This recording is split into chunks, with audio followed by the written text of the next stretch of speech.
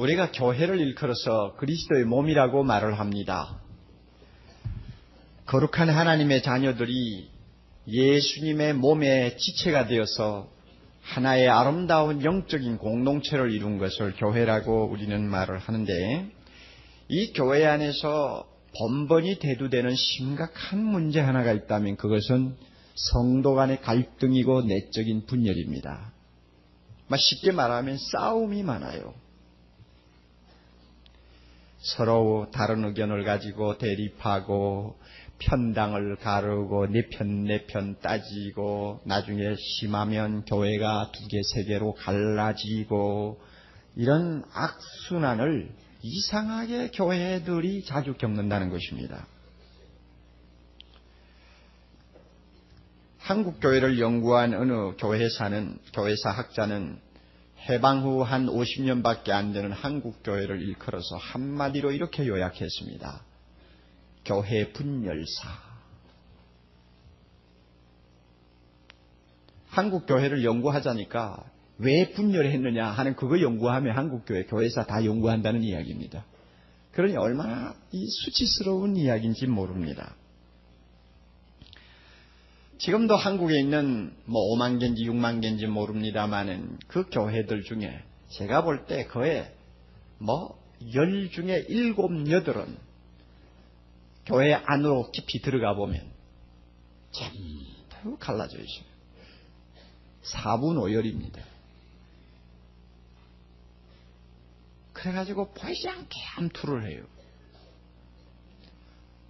만나서 그저 겉으로는 웃고 인사를 하는데 마음은 전부 돌아서 있어요. 참 이것 보면 답답하고 괴롭고 부끄럽습니다. 왜 교회가 이래야 되느냐. 대각성 전도 집회 시간에 예수 그리스도를 영접하고 오늘 참 정말 흥분해서 이 자리에 나와 앉아 계시는 형제 자매들 대단히 죄송합니다. 어려운 설교를 해서, 그리고 또 별로 그렇게 듣기 좋은 설교가 아닐지도 모릅니다. 교회도 잘 싸우는구만. 여러분 첫 주일 나와서 그걸 배우시면 제가 볼 때 나쁘지는 않다고 봅니다. 잘 싸우는구만. 그러니 내가 들어와서는 안 싸워야지. 이렇게 결심하면 여러분 신앙생활 참 잘할 수 있다고 생각합니다. 사랑의 교회 안에도 싸우느냐? 여러분이 잘 아시죠? 싸우는 사람이 없기 때문에 제가 이렇게 자신 있게 이야기하는 것입니다. 참 하나님이 우리 교회는 복을 주셨어요. 신약 성경에 기록된 여러 교회들이 있습니다. 우리가 흔히 말하기를 초대교회라고 말하죠. 이 교회들 보면 이 교회들마다 이 분열의 상처를 안고 있는 것을 우리가 이리저리 엿볼 수 있습니다. 가장 대표적인 교회가 고린도 교회인데, 참 성령이 특별히 역사하셔서 방언을 하는 교인들이 태반이고 병 고치는 역사가 일어나고 예언을 하는 사람들이 한두 명이 아닌 그런 참 어떻게 보면 요란한 교회였는데 이상하게 잘 싸웠습니다. 그 중에 싸우게 된 원인 중에 하나는 지도자를 놓고 서로가 싸운 거예요. 나는 누구한테 세례받았다. 넌 누구한테 세례받았냐. 교회가 크면은 지도자가 여러 명 있을 수 있지 않습니까? 난 누구한테 전도받고 누구한테 제자훈련 받았다. 난 누구 편이냐. 이러다가 보니까 내 편이 되어버린 것입니다. 그래가지고 막 싸워가지고 나중에는 고소까지 했어요. 얼마나 추태입니까? 갈라디아 교회는 좀 신학적인 문제를 가지고 내분이 일어난 케이스입니다. 율법을 지켜야 되느냐 안 지켜야 되느냐 하는 문제를 가지고 서로 물고 먹는 사태까지 벌어졌습니다. 그렇게 아름다운 교회로, 은혜가 많은 교회로 소문이 나 있던 빌립보 교회 안에도 똑똑한 여자 2사람이 반목이 되어가지고 교회가 화목이 되지 못했습니다. 유오디아라고 하는 여자, 그 다음에 순두개라고 하는 여자, 좀 굉장히 똑똑했던 것 같습니다. 똑똑하면 마찰이 일어나게 되어 있습니다. 똑똑해도 하나가 똑똑하면 되는데 둘이 똑똑하니까 이제는 부딪히지요. 그럼 그 당시 교회가 크면 얼마나 컸겠어? 100명이 되겠어? 200명이 되겠어? 그 작은 공동체 안에서 똑똑한 여자가 둘이서 밥 먹으라니 결국 교회가 2갈래로 갈라지는 것입니다. 골로새 교회도 에베소 교회도 이와 같은 약간의 분열의 낌새를 우리가 느낄 수가 있습니다. 로마 교회는 어떻느냐? 이 로마서를 이제 받아 읽게 되어 있던 로마 교회도 이 문제가 있었습니다. 서로 화합을 잘 하지 못하는 두 그룹이 교회 안에 있었습니다. 그래서 두 그룹 사이에 이 점점 골이 깊이 파이는 이 어려움을 바울이 소문으로 듣고 알고 있었습니다. 이 문제를 바울이 지금 해결해 주려는 것이 14장, 15장까지의 내용입니다. 왜 그러면 초대교회, 그 아름다운 초창기의 교회들이 이렇게 교회 안에 반목과 분열과 서로 상처를 주고받는 어려움을 겪어야 했는가? 그것은 그 당시에 교회에 들어와 있던 성도들의 배경을 살펴보면 충분히 이해가 됩니다. 우리보다도 훨씬 어려운 상황에서 그들은 교회 생활을 했습니다. 배경이 너무나 대조적이고 너무나 상이한 두 그룹의 사람들이 한 교회 안에 와서 신앙생활을 하다 보니까 충돌을 하는 것입니다. 그 다른 두 그룹이 누구냐? 유대인으로 태어나서 유대교를 일생 동안 믿다가 바울을 통해 예수 믿고 신자가 된 한 그룹이 있고, 유대교와는 관계가 없고 유대민족하고도 관계가 없는 이방인으로서 평생 살다가 예수 믿고 교회 안에 들어온 한 그룹이 있습니다. 그러면 유대인 신자와 이방인 신자가 겉으로 보아서는 별 차이가 없는 것 같지만 내면으로 보면은 이것은 흰 색깔이요 검은 색깔이 다르듯이 너무나 대조적인 두 부류입니다. 마치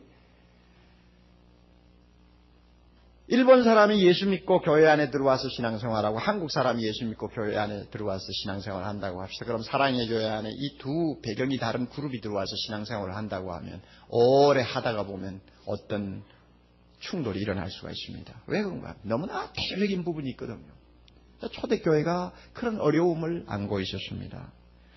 자연히 유대인으로서 예수 믿게 된 사람들은 비록 예수를 믿었지만은 엄한 율법주의를 고수하던 옛날 버릇을 버리지 못하는 것입니다. 율법대로 그들은 살았습니다. 할례도 받았죠. 음식을 놓고 정하냐 부정하냐를 가려가면서 먹었죠. 그러니 수십 년 그렇게 해왔는데 갑자기 예수 믿었기 때문에 마음대로 먹어도 된다. 그게 빨리 납득이 안 되는 거예요. 그럼 예수 믿고 나서도 옛날처럼 안 먹었던 음식은 나쁘다고 안 먹고 먹는 음식은 먹고 그랬어요. 더욱이 로마 교회 안에는 좀 이상한 유대인들이 있었던 것 같아요. 좀 더 지나쳐서 고기를 먹으면 죄다. 경건하게 살려고 하면 채식을 먹어야 된다. 채식해야 된다. 이렇게 가르치고, 그래서 고기를 계속 먹는 사람을 아주 비판을 하는 이런 그룹들이 교회 안에 있었습니다. 굉장히 어렵지 않습니까? 예수 믿고 변화를 받아도 이렇게 어려서부터 몸에 배인 습관 혹은 사고방식은 버리지 못하는가 봐요. 베드로도 예수 믿고 예수님 때문에 제자 중에 수제자가 된 사람이요 복음을 사방에 전하러 다니는 위대한 사도였지만은 음식 먹는 데는 역시 옛날 습관을 그대로 갖고 있는 것을 우리가 볼 수 있습니다. 하나님의 환상 중에 큰 보자기에다가 이 지구상에 하나님이 만들어놓은 막 각종 짐승, 곤충, 날짐승 막 그저 전부 짬뽕으로 잔뜩 담아가지고 베드로 앞에 내려놓았습니다. 그리고는 뭐라고 그랬어요? 잡아 먹으라 그랬단 말이에요. 베드로가 가만히 보자기 안을 보니까 먹어도 되는 짐승도 있고 곤충도 있지만은 도무지 손을 댈 수 없는 부정한 것들이 가득 들어있단 말이에요. 그러니까 베드로가 뭐라고 그랬어요? 하나님, 나는 지금까지 이런 거 먹어본 일 없습니다. 난 못 먹겠어요. 그랬습니다. 그랬더니 하나님이 뭐라고 했습니까? 내가 깨끗하다고 생각하고 먹으라는데 왜 네가 잔소리냐 그랬죠? 베드로가 복음을 받고 그리스도인이 되었지만은 음식 관계를 가지고 가리고 따지고 하는 습관을 못 버리고 있는 거 우리가 당장 알 수 있지 않습니까? 그러니 로마 교회 안에 있는 유대인 신자들이 이 율법을 못 버리고 거기에 매여가지고 종살이를 하고 있는 것입니다. 음식만이 아닙니다. 날을 지키고 절기를 지키는 문제도 그들은 율법에 매여 있었습니다. 안식일을 지키는 문제도 지켜야 된다고 그들은 생각했고, 안식일을 지 맘대로 살면 뭔가 불안해가지고 안절부절하는 사람들이었습니다. 6월절도 꼭 지켜야 된다고 그들은 생각했습니다. 6월절 필요 없다, 이제는 필요 없다 하는 사람 보면은 뭔가 불안해진단 말이에요. 그러니 자연히 율법을 고수하려고 하는 그룹하고 율법하고는 이제는 우리는 선을 그었다 하고 생각하는 사람하고 갈등이 자연히 일어날 수밖에 없었습니다. 이렇게 유대인들은 율법대로 음식이나 날을 가려가면서 지키고 먹고 하려고 하는데 반해서 로마 교회 안에 있는 이방인 신자들은 우리가 언제 율법 가지고 살았나, 예수 믿고 나면 이 모든 것에서 자유한다고 바울이 가르쳤는데 우리가 뭘 먹는 음식 가지고 따지느냐, 그들은 그렇게 생각합니다. 그러니까 자연히 안 맞는 거예요. 안식일을 지키는 문제도 너희들이나 지키라, 우리는 안식일 지킨다고 천당 간다고 생각 안 한다고, 오직 예수 믿음으로 천당 가지, 우리가 그거 가지고 매이고 살 필요가 없다 이렇게 생각하니까 안식일 지켜야 된다는 유대인하고 반목이 생기는 것입니다. 따라서 음식이나 날에 매일 필요가 없다고 믿는 이방 신자들은 유대인 신자들을 멸시하기 시작했고, 뭐라고 멸시했겠어요? 믿음이 좋은 줄 알았더니 매여 사는구만 하고 멸시했고, 또 고기를 먹지 않고 안식일도 지키면서 사는 것이 경건한 신앙생활이라고 주장하는 유대인들은 그렇게 하지 못하는 이방 신자들을 보고 비판했습니다. 저것들이 저래가지고 경건생활한다고 입만 까가지고 돌아다니면서 사는 것 보면 아무것도 아닌 것들이 하고 막 욕을 했습니다. 그러니 서로가 이제 안 맞는 거지요. 그런데 재미있는 것은 바울은 이 두 부류의 사람들을 놓고 별명을 붙였는데, 뭐라고 별명을 붙였느냐 하면 1절부터 4절이 나오죠. 믿음이 연약한 자, 그 다음에 반대로 하면 무엇입니까? 믿음이 강한 자, 이렇게 이름을 붙였습니다. 참 재미있는 것 같아요. 다시 말하면 그들이 싸우고 반목하는 문제는 죄냐 죄가 아니냐에 걸리는 문제가 아니고 단순히 믿음이 좋으냐 믿음이 약하냐에 따라서 일어나는 문제라고 본 것입니다. 그것은 진리냐 진리가 아니고 비진리냐 하고 논할 문제거리가 안 된다는 말입니다. 성경적으로 볼 때 그것은 본질적인 문제가 아니고 전부 다 부수적인 문제라는 이야기입니다. 유대인들이 그렇게 중요하게 여기는 음식 가려 먹는 방법, 절기를 지키고 안식일을 지키는 것은 하나님께서 예수님이 오실 때까지 잠깐 허락했던 그림자 같은 제도들이란 말입니다. 그러므로 예수님이 오셨고 그 예수님 때문에 구원받은 하나님의 자녀라면 그런 그림자 같은 제도에서는 훌훌 벗어버리고 자유할 수 있어야 되는데 자유하지를 못하니까, 그걸 안 지키면 불안해지니까 그 사람들을 일컬어서 너희들은 너희들은 잘못했다 하지 않고 뭐라고 그래? 믿음이 약해서 그렇다, 이렇게 이제 표현하는 것입니다. 반면에 예수 안에서 날이니 음식이니 그런 거 구애받지 않고 자유스럽게 우리는 하나님을 섬길 수 있다고 생각하고 믿고 행동하는 사람을 놓고는 바울이 믿음이 강한 자라고 그랬습니다. 강하니까 그렇게 자유를 누릴 수 있는 것이죠. 그렇지만 양편 다 꼭 알아야 될 것은 너희들이 싸우는 문제는 진리냐 비진리냐 죄냐 죄 아니냐의 관계는 아니라는 것, 이것을 분명히 이야기하는 것입니다. 유대인들은 옛버릇을 못 버리는 믿음이니까 그들의 믿음은 약할 수밖에 없죠. 뭘 지키고 안 지키고가 믿음보다 앞선다고 생각하니까 그들의 믿음은 약한 것입니다. 믿음과 행위의 차이를 선명하게 깨닫지를 못하고 있으니까 믿음이 약한 것입니다. 예수님이 자기들의 손에 들려준 자유도 불안해서 잘 누리지를 못하니까 믿음이 약한 사람들입니다. 하나님과의 관계를 놓고도 은혜로 풀지 못하고 자기 어떤 지키고 안 지키는 노력을 가지고 풀려고 하는 사람들이니까 믿음이 약할 수밖에 없는 것입니다.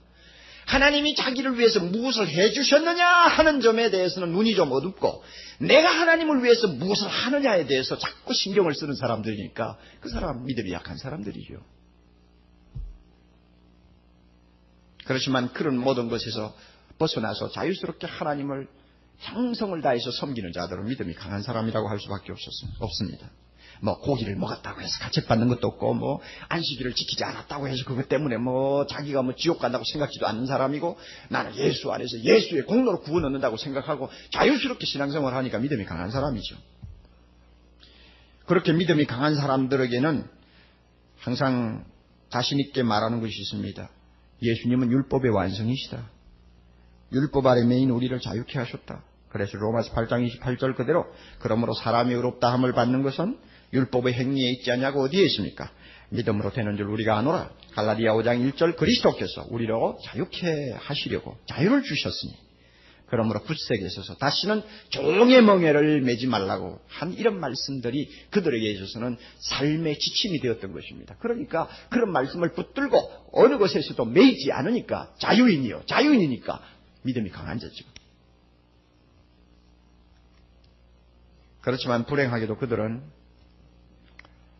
믿음이 좋고 나쁘고에 의해서 일어나는 이 부수적인 문제로 인해서 서로가 상처를 주고 교회 안에 분파가 생기고 교회가 갈등을 하게 된다는 것은 양쪽 다 굉장히 슬픈 일입니다.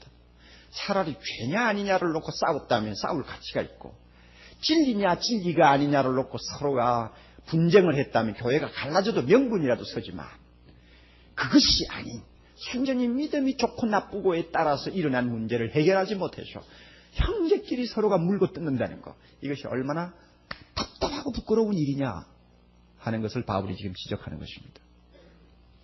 우리에게도 여러분 똑같은 성격의 문제들이 없잖아 있습니다. 우리 주변에서 흔히 일어나는 여러 가지 논쟁거리라든지 또는 서로가 의견이 일치되지 않아서 반목하게 되는 이런 교회 안에서의 문제들을 살펴보면 정확히 옳다고도 말하기 어렵고 정확히 잘못되었다고도 말하기 어려운 회색지대에 있는 이야기들을 가지고 싸웁니다. 진리냐 비진리냐를 놓고 따질 만한 문제가 아닌 것들을 가지고 싸웁니다. 죄도 아니고 죄가 되는 것도 아닌데 마치 죄가 되는 것처럼 그 문제를 놓고 싸운단 말입니다. 이런 것들은 어디까지나 회색지대에 속하는 이야기들이기 때문에 결국 견해 차이가 있기 마련입니다. 의견 차이가 생겨요. 자기가 자라난 어떤 환경이나 자기가 몸에 익힌 습관 같은 데 따라서 또 자기가 어떤 교파에 어떤 교회에서 신앙생활을 했느냐의 배경 때문에 똑같은 문제를 놓고도 보는 시각이 달라질 수가 있고 의견이 달라질 수가 있는 것입니다. 그러므로 이런 문제에 대해서는 서로가 싸워서는 안 되는 문제인데 자기가 생각하는 자기가 알고 있는 견해가 마치 성경의 진리인 것처럼 들고 나와서 다른 형제를 비판하고 욕하니까 결국 교회 안에서 싸움이 벌어지는 것입니다. 이런 견해 차이 때문에 교회 안에 가만히 보면 보수파가 있고 진보파가 있고 강경파가 있고 온건파가 있고 이렇게 생기는 것입니다. 그리고 좀 강경한 입장을 고수하는 사람들이 좀 목소리를 크게 높입니다. 왜? 좀 보수적이고 강경한 것처럼 외골로 믿는 사람처럼 보이는 사람들은 다른 사람 보기에 믿음이 좋아 보이지 않습니까? 그리고 그들은 철저하게 믿는다는 소리를 듣죠. 이러다가 보니 그들의 소리가 커지는데 오늘날 한국교회 과거를 돌이켜보면 이런 사람들 때문에 교회가 얼마나 상처를 입었는지 모릅니다. 잘 믿는다는 사람들 때문에. 그러면 분명히 진리 때문에 그들이 그렇게 돋보였느냐? 아니요. 자기의 어떤 사소한 견해가 마치 하나님의 말씀인 것처럼 돋보였기 때문에 그것으로 인해서 거기에 동조하지 않는 사람, 거기에 따라오지 못하는 사람들은 모두가 그냥 무더기로 정죄를 받는 이런 살벌한 분위기가 과거 한국교회가 걸어온 분위기입니다. 제가 중고등학교 때 같은데요. 그 교회 목사님은 교인들에게 어떻게 가르쳤느냐 하면 주일날, 적어도 주일날에는 그래도 예수 믿고 중생을 받았다고 하는 사람이면 반드시 1시간 기도해야 된다. 반드시 1시간 동안 성경 읽어야 된다. 그것도 못하는 것이 무슨 신자냐? 이런 식으로 가르쳤어요. 그러니까 교회 안에서 이제 성도들끼리 모이면 야, 너 몇 시 일어나서 성경 봤니? 몇 장 봤어? 1시간 기도했니? 이러고 서로 쑥덕쑥덕 합니다. 그러면 1시간 기도하고 1시간 성경 본 사람들은 신이 나가지고 내가 새벽 5시부터 일어나서 7시까지 성경 보고 기도했는데 오늘 기분이 얼마나 좋은지 모른다. 야, 신난다. 그런데 그렇게 못한 사람은 기가 죽어가지고, 야, 오늘 내가 이거 안식일도 제대로 못 지키는 거고 나는 신앙생활 바로 못하는 거구나.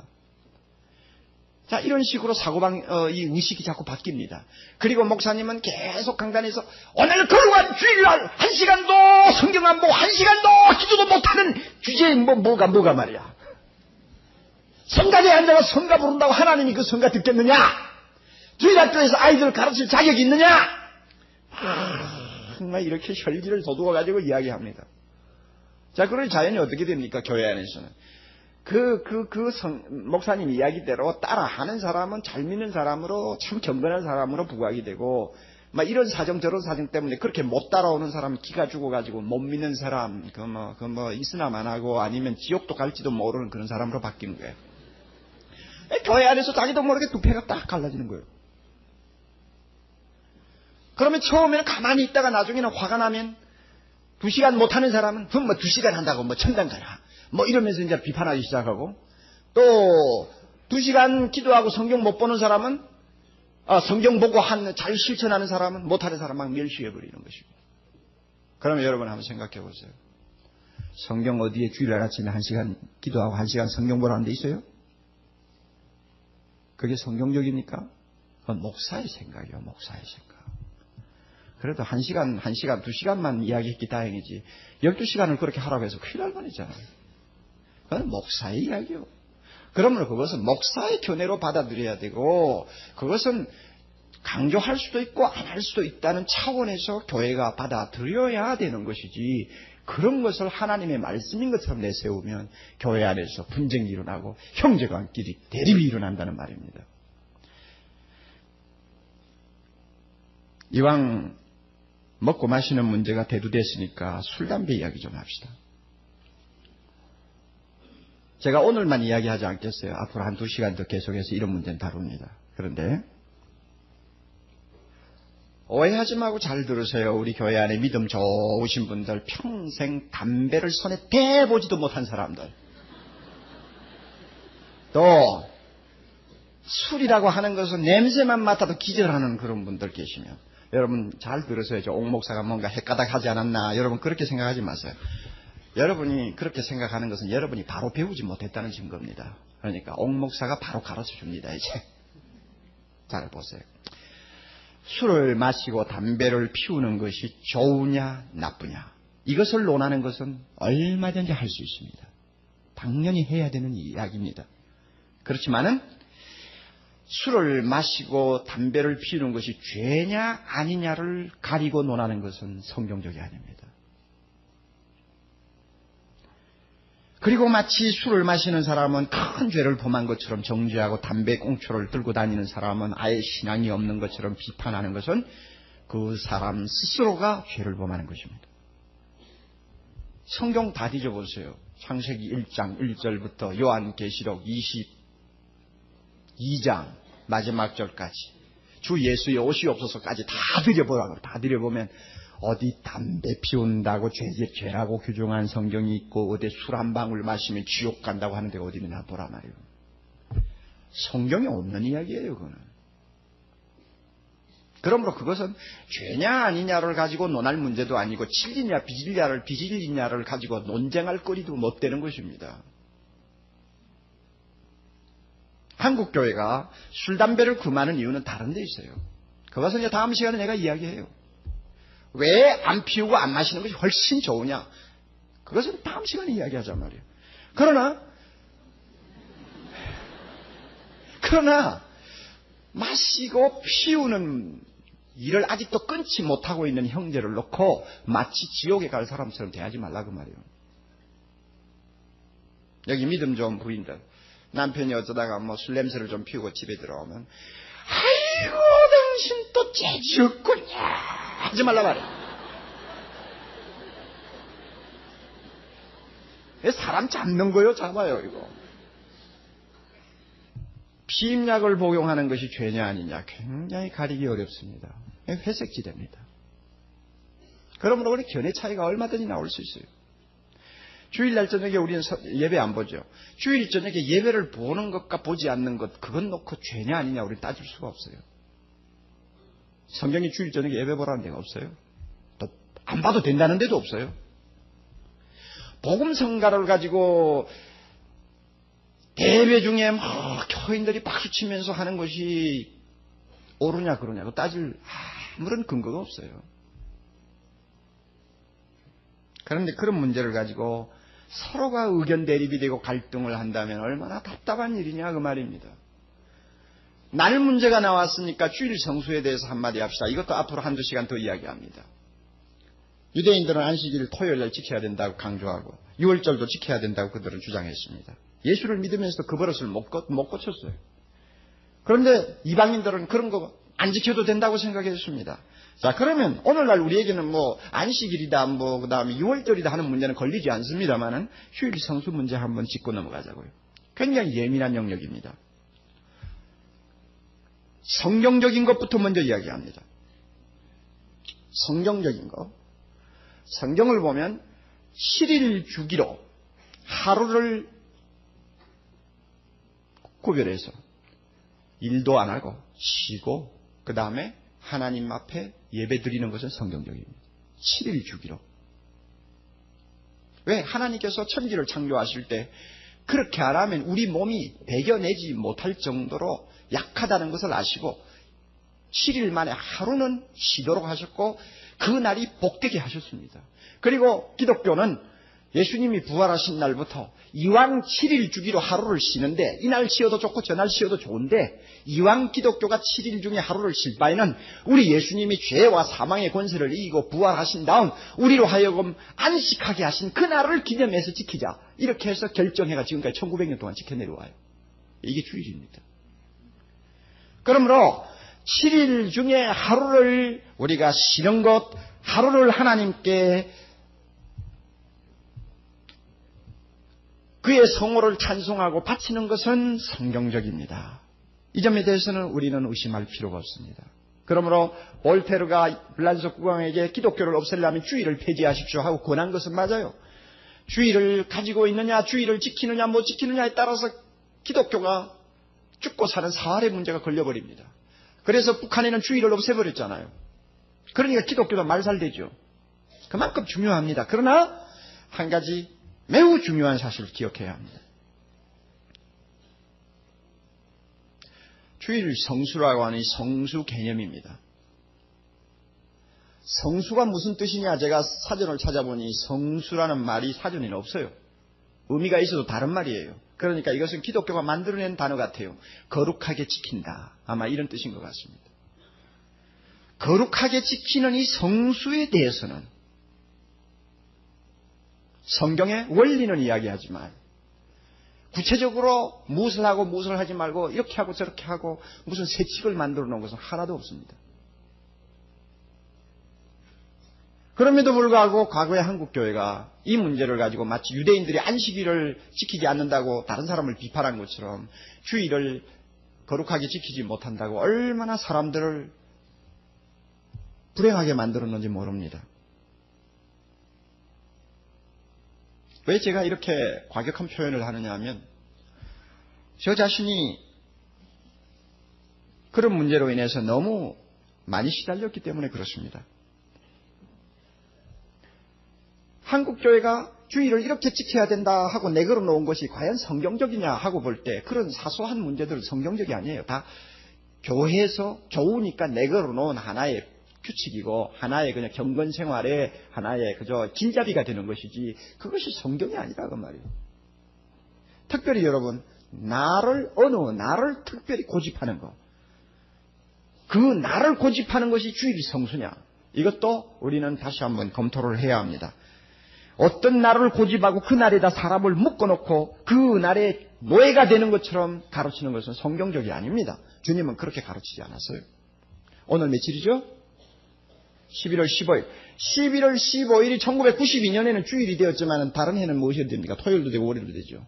그런데 1992년 11월 15일 주일인데 이날 제대로 못했다고 해서 그 사람으로 하여금 주일을 지키지 못했다고 막 공방한다면 이거 잘못됐다고 이야기합니다.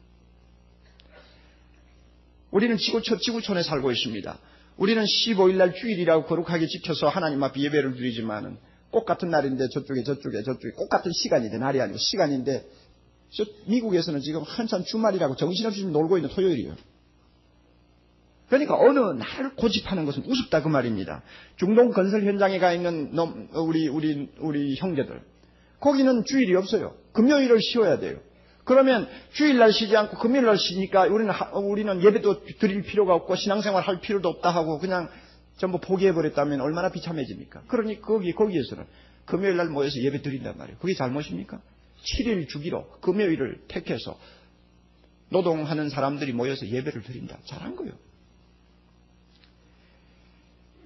메리 슬레소라고 하는 여자 선교사는 아프리카인지 난민인지는 잘 모르지만은 정글 속 깊숙이에 있는 부족을 찾아 들어가서 3년 동안 선교를 했는데 거기서 선교할 동안 달력이 없었어요.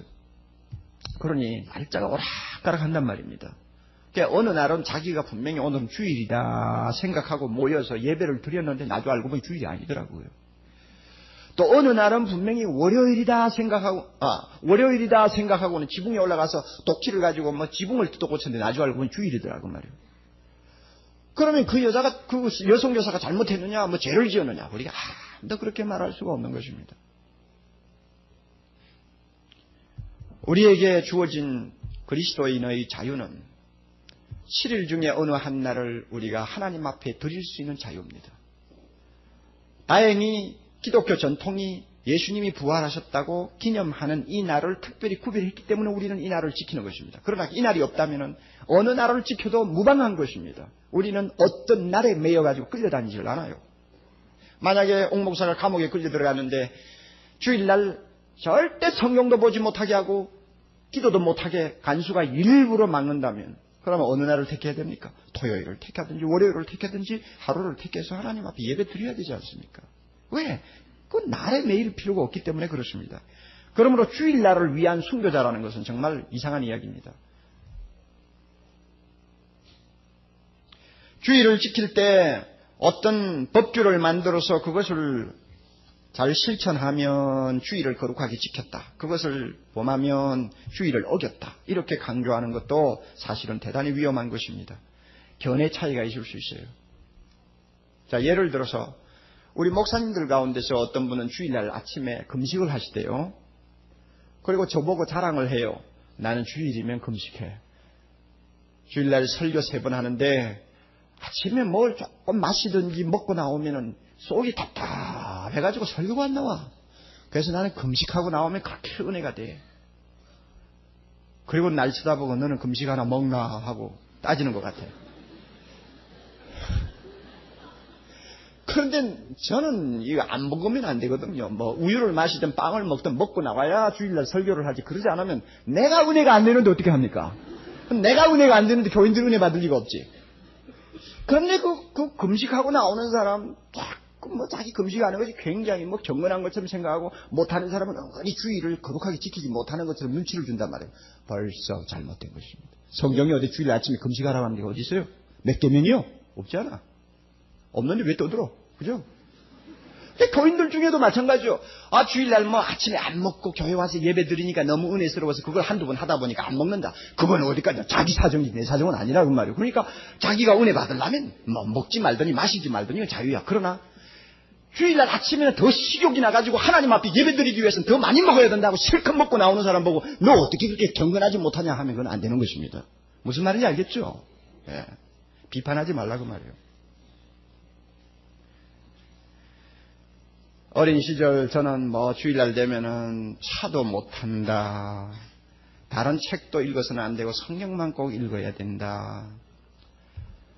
얼마나 고전을 했는지 모릅니다. 그래서 주일날 다른 책 못 보게 하니까 그렇다고 성경을 하루 종일 읽고 있습니까? 안 되잖아요. 속으로 무슨 생각이 납니까? 내가 대학만 가봐야지. 벗어버리고 내 마음대로 할 거야. 이런 식으로 반발이 생기는 것입니다. 그렇죠? 그러면 주일날 성경만 봐라. 어디 성경에 주일날 성경만 보라는 데가 있어? 없지. 로마서를 읽던 로마 교인들은 성경 한 권도 없었다고. 기록된 성경도 없었고 구약 성경도 이만한 걸 어떻게 들고 다녀 다. 그러니까 날마다 주일날 교회에 모여서 들은 이야기만 항상 성경을 생각하면서 신앙생활 하는데, 요즘 이렇게 책이 생겼으니까 읽으라는 거지. 꼭 주일날 성경만 쳐다보고 있으라. 어디 성경에 그런 말이 있어. 요즘 애들 텔레비 보지 말라. 우리 집에도 가급적 텔레비 안 보도록 합니다. 그러나 주일날 텔레비를 보지 않는 이유는 다른 데 있습니다. 그러나 보면 어떻게 하고 보는 거지 뭐. 어떻게. 보는 놈을 끌어다가 이놈아 너 텔레비 보고 텔레비 안 보고 쫓겨라 이 자식아. 만약에 여러분 부모가 그렇게 욱박 지른다면 그 애 그 믿음에 무슨 도움이 되겠어요? 그 애가 좀 똑똑한 놈 같으면 엄마 성경 66권엔 텔레비라는 말 한마디도 없어. 만약 그러면 무슨 소리 할 거예요? 그러니까 자기 의견이고 어떤 면에서는 견해를 가지고 다른 사람을 이렇게 재려고 하는, 자기 막대기로 다른 사람을 재려고 하는 짓은 안 해야 된다는 그 말입니다. 과거에 우리 한국교회 그랬어요. 어떤 목사님이 주일날 부산에 배가 큰 여객선이 들어와 있었는데 그 여객선에 선교사가 타고 있었어요. 왜? 안식년으로 외국에 이제 자기 고향으로 돌아가는 선교사가 그 배에 타고 있었습니다. 그래서 그 선교사가 떠나기 전에 가서 위로도 하고 예배도 받아야 되겠다고 주일날 가서 거기서 예배 받단 말이에요. 주일날 배 안에서 예배 받다. 교회에 와서 예배 보지 않고 배 안에서 예배 받다. 주일을 보냈다. 잘라버렸어. 목이 날아가 버렸다고. 여러분 잘한 거예요 그거? 진리도 아닌 걸 가지고 진리인 것처럼 들고 나와서 교회 안에서 너무 떠들고 강조하고 가르치면 그것이 그 다음에 교인들 사이에 알력이 되고 반발이 되고 서로가 이제 의견 대립이 생겨서 갈려요. 그럼 바울이 뭐라고 우리에게 가르쳐 주느냐? 이제 중요한 문제입니다. 끝으로 정리 좀 합시다. 진리가 아닌 의견 대립을 가지고 의견의 차이를 가지고 서로가 맞지 않을 때는 어떻게 해야 되느냐? 바울이 뭐라고 말합니까? 서로 받아야 된다고 합니다. 1절 봅니다. 믿음이 연약한 자를 너희가 어떻게 하라고? 받으라고 합니다. 포용하라고 합니다. 비판하지 말고 자기 것으로 강요하지 말고 그대로 받으라 그럽니다. 받아요. 이 가운데 형제들 중에서 지금 포켓티에 담배 들어있는 사람도 있을 거예요. 옆으로 여름 같은 때는 보이지 않습니까? 슬그머니 보면 여기 담배깍이 들어있다고. 이 마귀 새끼가 이거 앉았구나. 옛날 같으면 그렇게 말합니다. 교회 안에서. 그런데 여러분 그러지 마세요. 이 형제가 담배깍을 넣고 들어온 것은 잘하느냐 잘못하느냐 죄냐 아니냐하고 관계없어요. 단지 차이가 있다면 나는 믿음이 좀 좋은 사람이에요. 그 사람은 뭐예요? 믿음이 약한 사람이라는 차이밖에 없습니다. 그러면 어떻게 해야 됩니까? 담배 냄새도 감사합니다. 중요한 것은 이 형제 영혼이지 담배깍이 아니라 말이에요. 그러니까 포용하라 그 말입니다. 무슨 이야기인지 아시겠어요? 남편이 부인의 그저 막 바지 긁는 것이 너무나 힘들어가 주일날 교회를 따라 나옵니다. 나오면서도 이 버릇 때문에 아침에 일어나서 맥주 한 잔을 마셨다. 여보 그래가지고 어떻게 교회 가요? 술 냄새를 내고. 교회 나오기 전부터 막 욱박 찔러가지고 완전히 막 우거지상을 만들어 놓고 교회 데리고 오면 그 사람이 교회 와서 뭐 하겠어? 빨리 마치고 한 잔 더 마셔야 되겠는데. 여러분 그 생각밖에 더 하겠어요? 예? 그러면 술 냄새가 나서 좀 민망해도 옆에 앉아있을 때 이 형제의 영혼이 중요한 거지 술이 중요한 거 아니에요. 이 형제가 술을 이렇게 마시는 것은 믿음이 약해서 마시는 것이지 그 마시는 것 가지고 죄냐 아니냐 지옥 갈 놈 안 갈 놈하고 말하면 안 된다 그 말이에요. 그러므로 뭐 해야 돼요? 술 냄새 나는 형제도 포용해야 된다고 말합니다. 무슨 말인지 아시겠어요?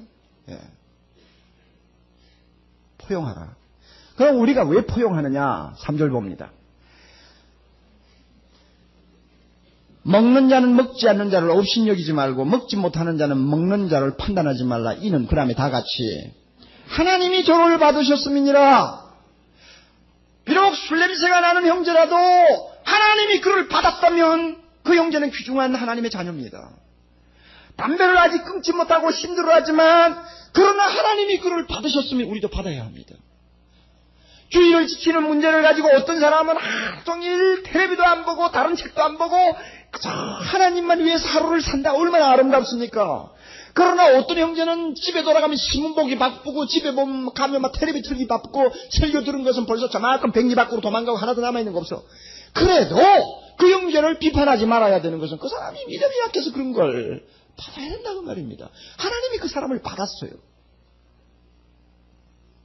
그 다음에 또 우리가 그 믿음 약한 형제를 놓고 또 믿음이 강한 형제를 놓고 양쪽 다 우리가 함께 포용해야 되는 이유가 있습니다. 사절 봅니다.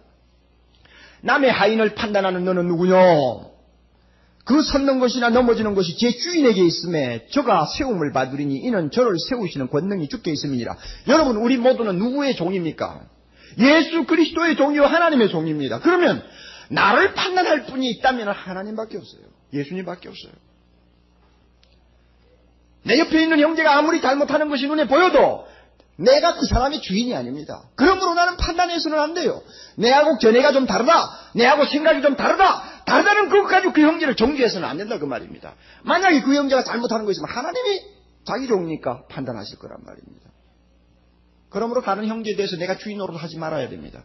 주인 노릇하지 않기 위해서는 받아야 됩니다. 똑같은 형제 자매로 받아서 우리가 서로 포용하고 서로가 이해하고 서로가 좋은 점을 배우고 서로 부족한 점을 보완하는 것, 이것이 교회입니다. 구약에 보면 재미있는 말씀 있죠. 형제가 연합하여 동거함이 그 다음에 무엇입니까? 어찌 그리 선하고 아름다운고. 형제가 교회 안에서 예수 그리스도 이름으로 하나가 되어서 한 몸이 되어서 사랑하면서 아끼면서 함께 울고 함께 웃는 아름다운 공동체를 이루고 사는 것이 얼마나 선하고 아름다우냐 말입니다. 이 선하고 아름다움을 진리도 아닌 어떤 의견을 가지고 깨트리고 해치는 것은 자기 자신을 위해서도 불행한 일이요 교회를 위해서도 슬픈 일입니다. 그러므로 사랑하는 형제자매 여러분, 우리 서로 함께 포용합시다. 받읍시다. 받아요. 받고 그 형제에게 주인 노릇하지 맙시다. 그에게 뭔가 좀 눈에 거슬리는 거 있어도 그것이 죄고 아니고의 관계가 아닌 이상은, 문제가 아닌 이상은 그 형제의 약한 믿음을 우리가 이해해 주는 사람이 된다면 사랑의 교회가 주님 오시는 날까지 형제가 서로 연합하여 동거하는 아름다움을 잃지 아니할 것으로 저는 분명히 확신합니다. 하나님께서 이와 같은 은혜를 주시기를 바랍니다. 다 같이 기도하십시다. 은혜로우신 하나님 아버지, 사랑의 교회 귀한 형제자매들을 불러주시고 예수 그리스도의 몸을 이루게 하심을 감사합니다. 진리도 아닌 것을 가지고 자기 의견을 가지고 견해 차이를 가지고 오늘날까지 마귀는 교회를 얼마나 많이 분열시켰는지 모릅니다. 하나님, 이와 같은 시험이 사랑의 교회에 들어오지 않도록 하시고 형제가 서로 포용하고 받아주고 이해해주고 믿음 약한 자의 약함을 내가 짊어지는 아름다운 교회 되게 해 주시옵소서. 예수님 이름으로 기도하옵나이다. 아멘.